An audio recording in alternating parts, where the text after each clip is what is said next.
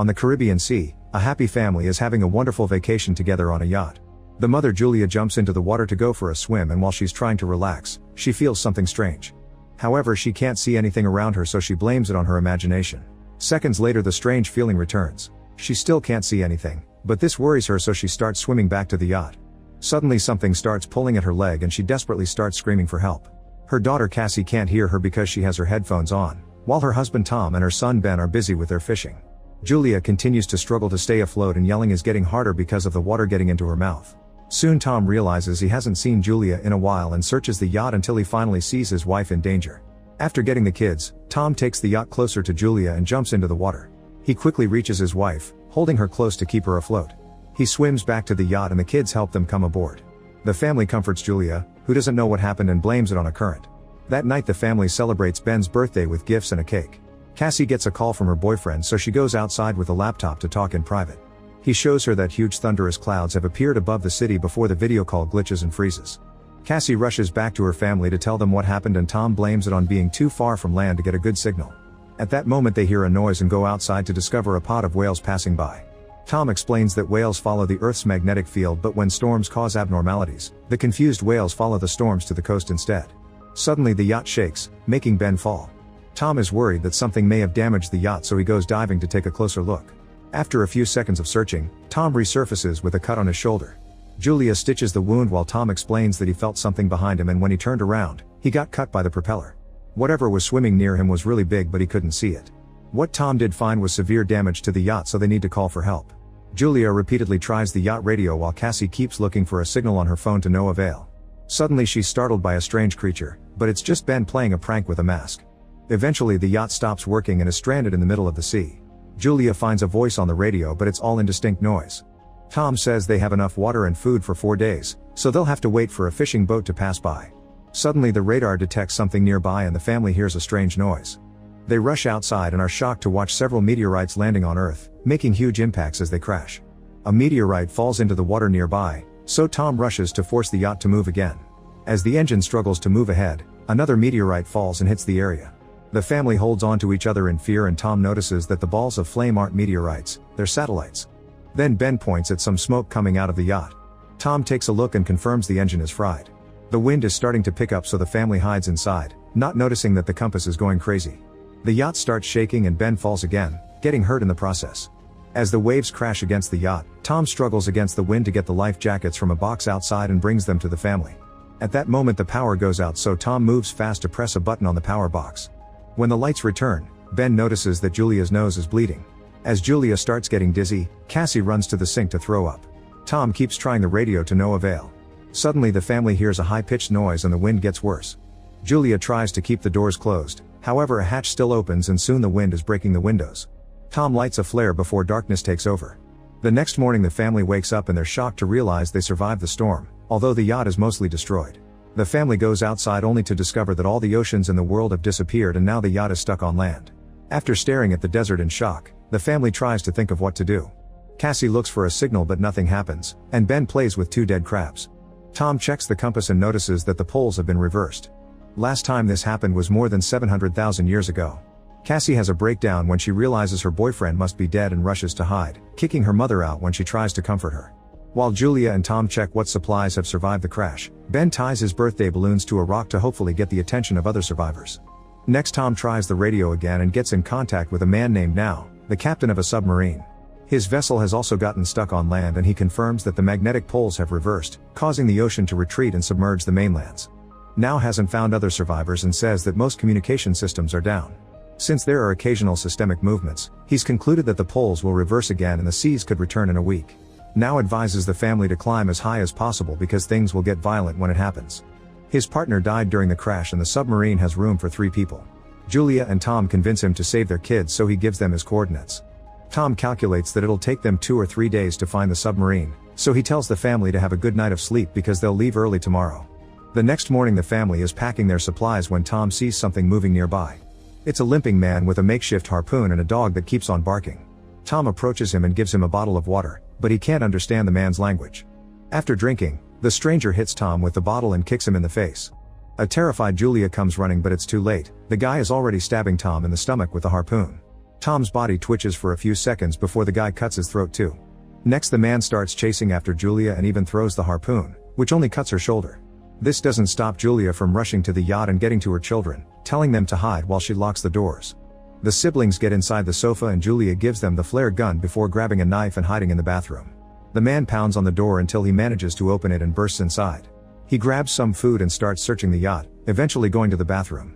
Julia manages to avoid him by climbing out through a hole in the wall. The guy looks out and doesn't see her, but when Julia tries to sneak away, the dog starts barking at her. Suddenly it tackles her to the ground, leaving Julia no choice but to kill it with the knife. The stranger hears the dog whining and comes out to find its body, causing him to have a breakdown. Meanwhile Julia sneaks around the yacht and climbs to the top so she can get back inside through the broken window. Unfortunately the man finds her first and knocks her down with a punch. Julia holds on to the furniture as he tries to drag her away, and in the struggle she manages to kick him off. Then the guy steps on her wrist to make her drop the knife. He grabs her by the hair and smashes her face on the floor before throwing her on the sofa to start choking her. The kids have been watching everything and can't take it anymore, so Cassie comes out and shoots the man with a flare. A fire immediately starts spreading through the yacht so the kids run out, but Julia goes back to kick the man in the face and grab the map with the coordinates plus their bags. Ben and Cassie cling to their father's body and soon Julia joins them so they can all say goodbye together in tears. At that moment the creepy man comes out of the yacht, so the family starts running away while the yacht blows up in a big explosion. Sometime later the family stops at a small waterfall to rest. Cassie wonders if the crazy man came to them because of the balloons, which makes Ben feel guilty. Julia assures her son that it wasn't his fault and urges the family to keep moving since the strange guy is still following them. At a small pond, Ben is fascinated by the body of a hammerhead shark. At that moment Julia sees the man about to reach them, so the family starts running again. They go down a dune and discover a bunch of toxic waste, so they have to run around it carefully. Moments later, it appears they've lost their pursuer. As they continue to travel, they keep seeing other things stuck on the ground like big dead sea animals and all the plastic from the bottom of the ocean. When Ben starts to slow down, Julia notices he's on the verge of dehydration and stops so everyone can rest. To her horror the water bottle is almost empty and Cassie realizes she mustn't have closed it well. Julia yells at her for being careless but Cassie says it doesn't matter because there's no way they'll survive this anyway. After a long argument full of screaming, the family keeps moving. Eventually the group finds a crashed plane and is startled by some sudden movement, but it's just birds. The family decides they'll spend the night inside the plane. They share a snack and Julia is heartbroken to find a family picture inside Tom's jacket. Cassie asks for the story of how her parents met so Julia shares how Tom went to the hospital she worked at and became her patient. He declared his love for her with flowers and a beautiful poem. In the middle of the night, Cassie leaves the plane to relieve herself. Suddenly the creepy man surprises her from behind, but Julia jumps on him first and repeatedly stabs him with unleashed grief and fury. Cassie has to help her calm down with a hug. The next morning, the body is covered in fleas. The family notices it has many bite marks, so there must be some animal hiding in the area. After the group leaves, a bunch of crabs come out of the man's mouth. A few hours later Julia and Cassie stop to look at the map, but Ben just keeps walking even when Julia tells him to stop. He desperately buries his face in a pond to drink and Julia quickly pulls him back, explaining that unknown water could make him sick. The family keeps on traveling and has to cover their heads to protect them from the scorching sun. Ben is starting to feel dizzy so when they discover a bunch of old chairs, Julia and Cassie use them to improvise a shelter. Julia gives Ben a medicine injection and they agree to spend the night there. Early in the morning, Julia wakes up because she hears a weird sound. She leaves the shelter to investigate and is shocked to discover a swarm of crabs coming closer. Julia rushes to wake up her kids and the family starts running as fast as possible. They come across a huge cargo ship and run toward it, noticing that 3 crew members are still alive. The woman wants to help them, but the 2 men refuse and the group hides inside a container, which they lock to keep the family out. The crabs are almost there, so Julia makes the kids climb to the top of the container. When she starts climbing too, the crabs begin to violently pinch her leg. The siblings have to help her mother up before she's dragged down. There's a hole on the side of the container, so half of the crabs go inside. The crew members open fire but there are too many critters. Soon the crabs overpower and kill 2 of the workers. The last man reaches a hole in the ceiling only for the crabs to bring him down and kill him too. Afterward Julia bandages her leg injury and passes out. Sometime later she wakes up in a sandstorm and finds herself alone. She panics as she comes down to look for her kids, although first she grabs the dead woman's weapon. Hearing her mother screaming, Cassie quickly comes back and explains that they went out to look for help, but they didn't find anyone. Then they reunite with Ben, who's found an open container they can rest in until the storm is over.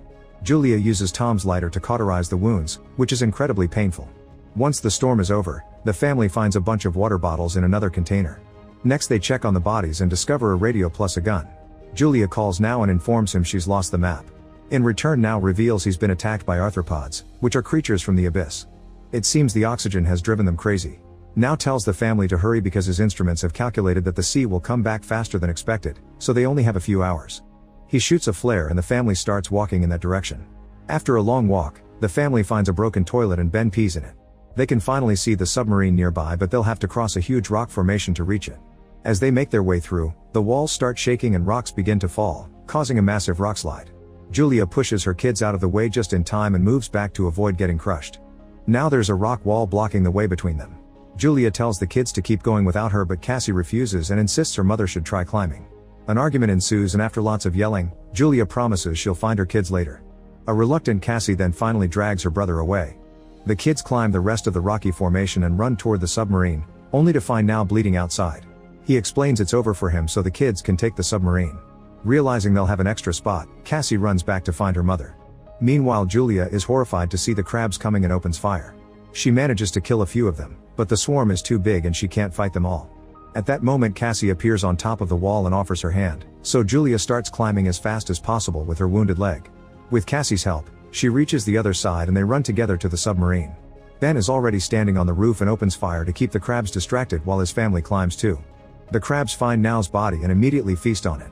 Julia takes the gun and keeps the fire going while she makes the kids go inside.